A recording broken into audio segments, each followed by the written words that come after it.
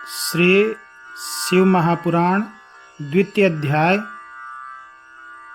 श्रवण से देवराज को शिवलोक की प्राप्ति तथा चंचुला का पाप से भय एवं संसार से वैराग्य।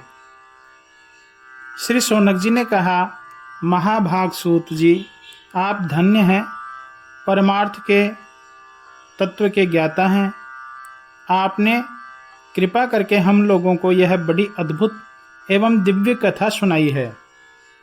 पृथ्वी पर इस कथा के समान कल्याण का सर्वश्रेष्ठ साधन दूसरा कोई है ही नहीं।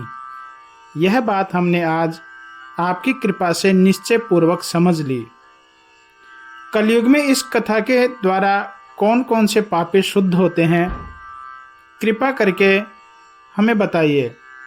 सूत जी ने कहा, हे मुने, जो मनुष्य पापी, दुराचारी, खल तथा काम क्रोध आदि में निरंतर डूबे रहने वाले हैं, वे भी पश्चाताप करके और इस पुराण को सुन करके, पढ़ करके अवश्य ही शुद्ध हो जाते हैं। इसी विषय में जानकार मुनि इस प्राचीन इतिहास का उदाहरण दिया करते हैं, जिसके श्रवण मात्र से पापों का पूर्णतया नाश हो जाता है।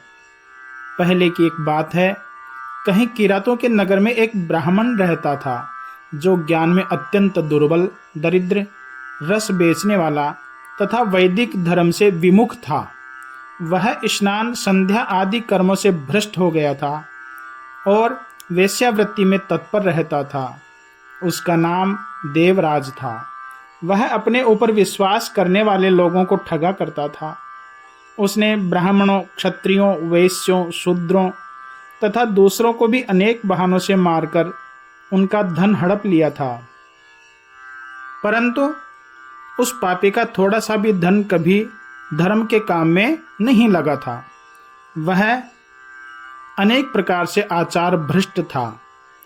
एक दिन घूमता घूमता वह देवयोग से प्रतिष्ठानपुर, जिसको झूसी प्रयाग बोलते हैं, वहां पर पहुंच गया। वहां उसने एक शिवालय देखा, जहां बहुत से साधु महात्मा एकत्र हुए थे। देवराज उस शिवालय में ठहर गया, किंतु वहां उस ब्राह्मण को बुखार आ गया, ज्वर आ गया। उस ज्वर से उसको बड़ी पीड़ा होने लगी। वहां एक ब्राह्मण देवता शिव पुराण की कथा सुना रहे थे। ज्वर में पड़ा हुआ देवराज ब्राह्मण के मुखारविंद से निकली हुई उस शिव कथा को निरंतर सुनता रहा। एक मास के बाद वह ज्वर से अत्यंत पीड़ित होकर चल बसा। यमराज के दूत आए और उसे पाशों से बांधकर बलपूर्वक यमपुरी में ले गए। इतने में ही शिवलोक से भगवान शिव के पार्षदगण वहां पहुंच गए। उनके गौर अंग कर्पूर के समान उज्जवल थे, हाथ त्रिशूल से सुशोभित हो रहे थे। उनके संपूर्ण अंग भस्म उद्भासित थे और रुद्राक्ष की मालाएं उनके शरीर में शोभा बढ़ा रही थी। वे सब के सब क्रोध पूर्वक यमपुरी में गए और यमराज के दूतों को मार पीट कर बारंबार धमका कर उन्होंने देवराज को उनके चंगुल से छुटा लिया और अत्यंत अद्भुत विमान पर बिठाकर जब वे शिवदूत कैलाश जाने को उद्यत हुए, उस समय यमपुरी में बड़ा भारी कोलाहल मच गया। उस कोलाहल को सुनकर धर्मराज अपने भवन से बाहर आए।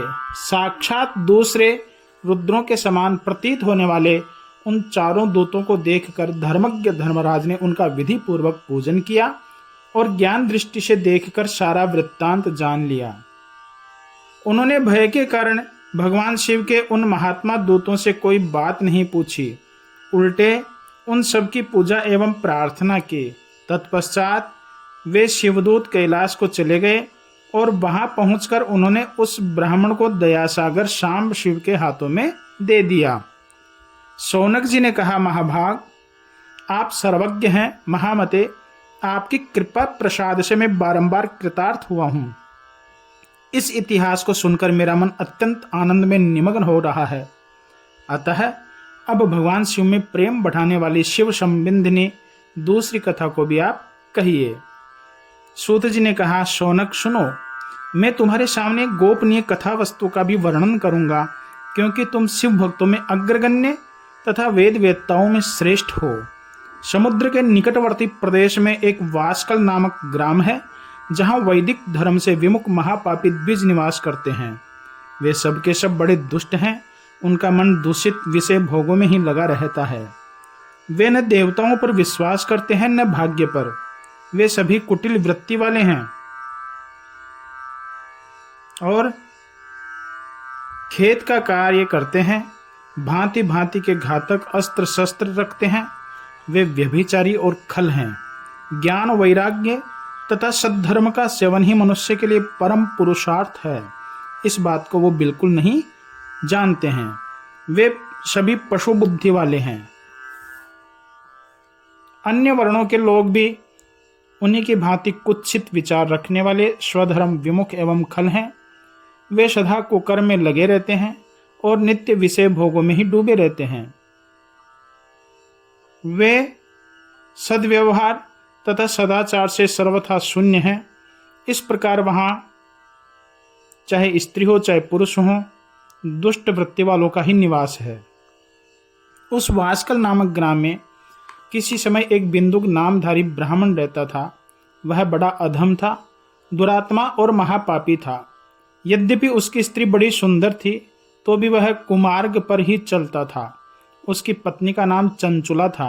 वह सदा उत्तम धर्म के पालन में लगी रहती थी, तो भी उसे छोड़कर वह दुष्ट ब्राह्मण वैश्यागामी हो गया। इस तरह कुकर्म में लगे हुए उस बिंदुक के बहुत वर्ष व्यतीत हो गए। उसकी स्त्री चंचुला काम से पीड़ित होने पर भी, स्वधर्म नाश के भय से क्लेश सहकर भी दीर्घ काल तक धर्म से भ्रष्ट नहीं हुई, परंतु दुराचारी पति के आचरण से वह भी दुराचारिणी हो गई।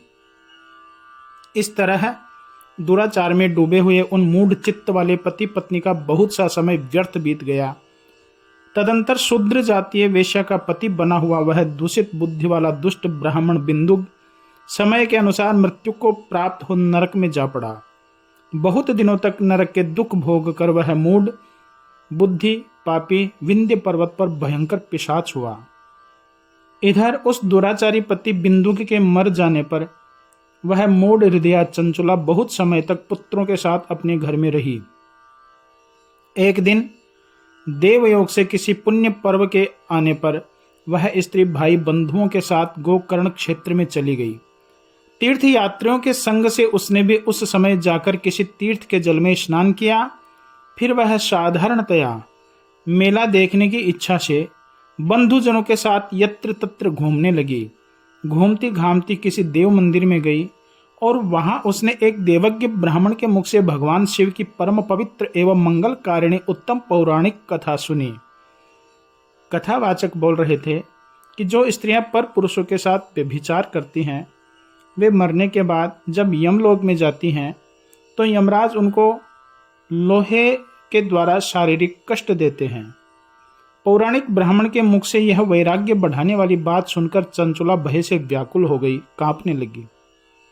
जब कथा समाप्त हुई और सुनने वाले सब लोग वहां से बाहर चले गए, तब वह भयभीत नारी एकांत में शिव पुराण की कथा बांचने वाले उन ब्राह्मण देवता से बोली, हे ब्राह्मण, मैं अपने धर्म को नहीं जानती थी, इसलिए मेरे द्वारा बड़ा दुराचार हुआ है।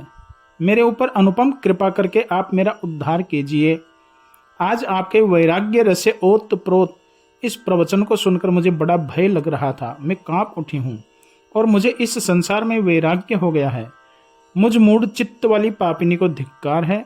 मैं सर्वथा निंदा के योग्य हूँ, कुत्सित विषयों में फंसी हुई हूँ और अपने धर्म से विमुख हो गई हूँ। न जाने किस किस घोर कष्टदायक दुर्गति में मुझे पड़ना पड़ेगा और वहां कौन बुद्धिमान पुरुष कुमार्ग में मन लगाने वाली मुझ पापिनी का साथ देगा। मृत्यु काल में उन भयंकर यमदूतों को मैं कैसे देखूंगी। जब वे बलपूर्वक मेरे गले में फंदे डालकर मुझे बांधेंगे, तब मैं कैसे धीरज धारण कर सकूंगी। नरक में जब मेरे शरीर के टुकड़े टुकड़े किए जाएंगे, उस समय विशेष दुख देने वाली उस महायातना को मैं वहां कैसे सहूंगी। मैं मारी गई, मैं जल गई, मेरा हृदय विदीर्ण हो गया और मैं सब प्रकार से नष्ट हो गई, क्योंकि मैं हर तरह से पाप में ही डूबी रही हूँ। हे ब्राह्मण, आप ही मेरे गुरु, आप ही माता और आप ही पिता हैं। आपकी शरण में आई हुई मुझ दीन अबला का आप ही उद्धार कीजिए, उद्धार कीजिए। सूत जी ने कहा, शौनक, इस प्रकार खेद और वैराग्य से युक्त हुई चंचला ब्राह्मण देवता के दोनों चरणों में गिर पड़ी। तब उन बुद्धिमान ब्राह्मण ने कृपा पूर्वक उसे उठाया और इस प्रकार कहा।